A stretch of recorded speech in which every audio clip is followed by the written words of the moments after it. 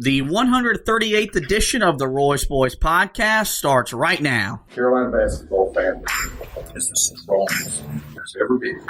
There ever will be.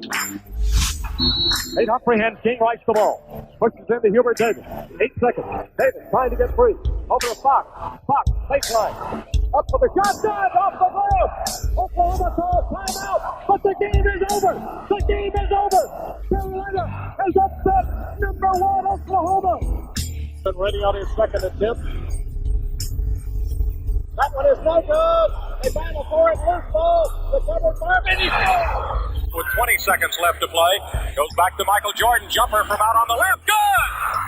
63, 62, 13, 12, 11. Georgetown with one timeout. Brent Brown looking. Throw away to Worthy. 35. The Tar Heels are going to win the national championship. Carolina with foul. He takes the timeout. Technical foul. Technical foul. Brown gets it into Williams. Here comes Williams front court. Williams on the drive. Gets it back out the head. Long outside shot. Short rebound. It's over. And how about the Tar Heels? They are the national champions. The Tar Heels are the national dadgum champions. And that's what it takes when you big time games. You got to compete. You do it with your brain, and you got to do it with your heart too. And that's pretty doggone good. From QCBroadcasting.com, this is the Royce Boys podcast with your host, Josh Marlowe. Hey everybody, welcome into another edition of the Royce Boys podcast. We are powered by Carolina Electrical Services. We want to apologize for another delay in between episodes, but I was out of town spending time with family. Anthony was celebrating a birthday, so our schedules just kind of got mixed up. And we want to start off by, of course, wishing Anthony, my best friend and the host of this podcast, a happy 24th birthday. Did you have a good day, buddy? Yeah. Ultimately a good day. What I did was I had delayed watching the game that we played in 1984 against Duke from that Saturday and recorded it so I could watch it on my birthday and watch us beat the team we hate the most. So that was a nice addition to the day. But, overall, a really great day. My family got me a great gift of old shirts that I had from when I was a kid made into sort of a quilt. So it had some old Tar Heel shirts on there and stuff like that. So that they really came through with that. But, overall, it was a really good day, and it's gotten better since because we're learning that we may be getting closer to football and also basketball later on here in 2020. Yeah, no, you're definitely right. Sports got started back up this past weekend in the States with NASCAR coming back, and 2 races in the last 4 days. Both have been great. They're kind of growing their fan base. I do have a present for you the next time that we hang out that you picked out, so I know you'll enjoy that. Really glad that you able to have a good birthday. You went from your Jordan year. I don't know if Mamba year is a thing with you turning 24, but I think with Kobe passing away tragically, we can make that a new thing. So now you're in your Mamba year, and we look forward to the good continued of our friendship. But first thing we want to talk about, and we were going to talk about this last week, but we delayed it and it kind of worked out, was Georgetown had a player in the name of Mac McClung announce his decision to transfer and leave the Georgetown program. And upon his initial decision, Carolina was listed as a potential landing spot for McClung. Guys that are familiar with college basketball know that he's a guard that is really high-flying, can dunk the ball, does a lot of fun things in the air, can shoot the ball from 3, was an all-Big East freshman his first year on campus at Georgetown, was a local North Carolina product coming out of Gastonia at one point, so he has ties to the state. He announced his top 7 yesterday, and Carolina wasn't listed among those teams that he was going to consider transferring to. And I guess the first thing I want to ask is just like, what was your initial thought whenever he announced his decision to transfer? Because Carolina fans, I wrote an article about it, they thought this was a no-brainer decision on our end, that he was the guy that Roy Williams and the staff should have really tried to get on campus in Chapel Hill. I don't know if I would say it was a no-brainer. I mean, I don't feel like it just this team is that far away where we have to take on a guy like this. But, I mean, if he was interested in coming to Carolina, I think there definitely was a reason to have mutual interest.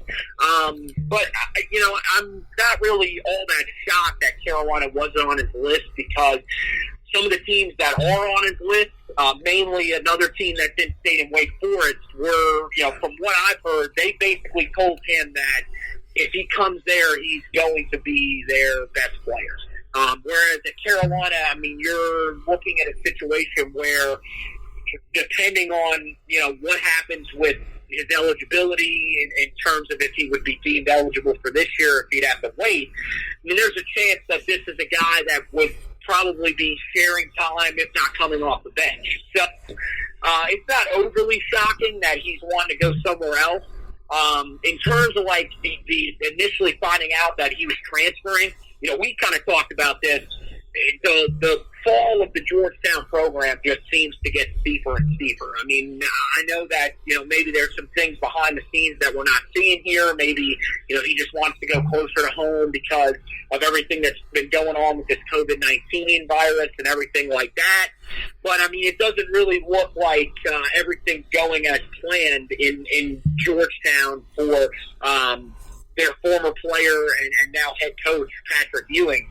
And, you know, that's, you know, something that as general college basketball fans, you know, we could talk about a lot more in depth about, you know, whether or not it's good for them to be successful. But I think, you know, that kind of shows that they're really struggling. But in terms of Carolina missing on him, I'm not really overly shocked, and I'm also not really overly disappointed in the fact that Carolina maybe didn't make more of a push for him. I mean, it would have been nice to potentially have a guy like that, a slasher, as I like to call those types of guys that just really want to get to the rim.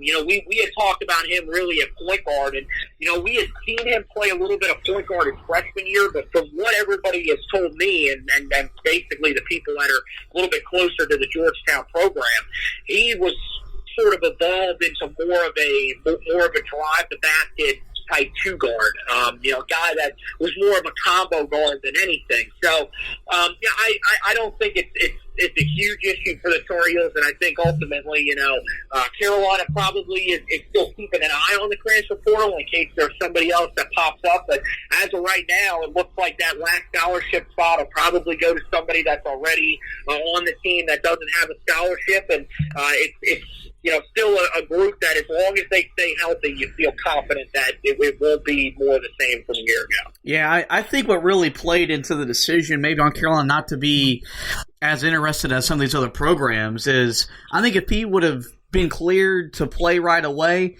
there's more onus to go get him. But you know, if he has to sit and miss a year, then you only get 1 year left. Maybe you're not as really passionate about getting him on your roster. I can't say that's what it is because we haven't heard from him why Carolina didn't make the list. We, of course, haven't heard from Roy Williams or anyone on the staff as to why they didn't pursue him. But I think that's what it was. You know, because I think if you add the kind of talent on the roster immediately this year, does he take Carolina to the next level? Does he make them a national title contender? I don't know. I think they're going to be that without him anyway if they're healthy. I think that's the biggest thing we look at this year is if Carolina's healthy and the talent is what everything we're being told it is coming in with the number 2 recruiting class in the country, they're going to be really, really good. So, you know, you don't necessarily need him as much as, you know, if this was last year, I think Carolina's all in on trying to bring him in to add another piece of the roster. So, and I think that's something we got to look at is you still look at Carolina's roster moving forward. It's still in pretty good shape. Anthony Harris's recovery is coming along very well. We got a good update about that. You know, you feel like if he's ready to go, at least by ACC play, Carolina's going to have a formidable starting 5. They're going to be deeper both on the perimeter and on the interior to where they're going to be a team that is going to cause problems in the ACC and nationally. So I'm with you. At the time of writing the article, I convinced myself, I'm all in. Let's go get him. Now that he's, decided to go elsewhere, I'm not as bummed out as, some other Tar Heel fans are going to be. And so, it was what it was. I think it also proves that Carolina is going to be a little less cautious on the transfer portal market, even though he is from a Power 5, Power 6 program. They did not have the kind of success they wanted to have this last year with Christian Keeling and Justin Pierce. So whenever they go and bring in a guy from the transfer market, it's going to be the right fit for the program and for Roy Williams. So anything else, Mac McClung, before we move on to another topic? Yeah, no, I think there's a good chance that we're going to be seeing him in the ACC, though, so fans just really have to prepare themselves for that, because I think right now it's very likely that he could end up at Wake Forest. And as for Anthony Harris, it's good that we're hearing some positive things about him, but the other thing is that we got to realize that this is a guy that is rehabbing from his second serious knee injury, so, the expectations need to kind of be tampered a little bit. I know that I forget who posted it on Twitter the other day that they're basically saying that they think Anthony Harris is going to be the starting two-guard for this upcoming year. And while I think that's a possibility, especially in terms of talent and how he fits with what this team wants to do, I think people just have to sort of still be a little bit cautious to get your expectations up really high for him early in the year, because he is recovering from a second serious knee injury. But I still feel like Carolina is in a really, really good spot, and I'm still very excited about where this team sits as they head into this upcoming season. Yeah, that was actually ESPN actually has him projected to be the starting two-guard for Carolina basketball. I saw that conversation as well. I think that's maybe the starting lineup you see in the ACC part of the season. I think in November and December that won't be the starting five, but of course time will tell as we get closer to the season. Moving on, the Last Dance documentary came to a close on Sunday, but before we talk about that, the ACC Network decided on Saturday to run 5 classic Carolina basketball games when Michael Jordan was a Tar Heel. Of course, it wasn't too long ago we've got to see him in the title game against Georgetown, and then the game against Maryland where he had the rock the baby dunk. These were 5 games we saw him play against Wake Forest, those great Virginia teams of the 80s, a game at Clemson, and of course that game you were talking about earlier, the game against Duke in 84. And a couple takeaways from these games is, and you and I talked about this the other night, Jordan was a good college player. Even though he won Player of the Year in 84, he wasn't a great college player. He wasn't a dominant college player like he came on to be in the NBA. The biggest takeaway I took out of all 5 games that I watched is that if cloning technology was available in the 80s, Dean Smith should have cloned Sam Perkins, because, my God, I would kill to have that kind of guy on my team today. And the game of basketball is not built to be played the way it was in the 80s, but you give me a guy that is that long, that can score the way he can score and grab every rebound from every area, I'm going to take it. That Saturday was all about Michael Jordan, but Sam Perkins was the best player on the floor in all 5 games, in my opinion, and it wasn't even really close. Yeah, I mean, you almost sort of hate it for Sam Perkins that he was there during that time and not a different time. Of course, I mean, you wouldn't change anything because he was there for a national championship and everything like that, and was a key part of that. But my point is that he seems to be overshadowed when you go back and talk about those teams, and especially that 82 team. I mean, for what it's worth, I mean, even James Worthy gets overshadowed, and he's a guy that, I mean, if you look at just college careers, he has a better overall college career than Michael Jordan. But Sam Perkins, yeah, I mean, just the length that he had. I mean, I told you the game that we watched the last time, before the last time that we came on here, the game in 84 against Maryland.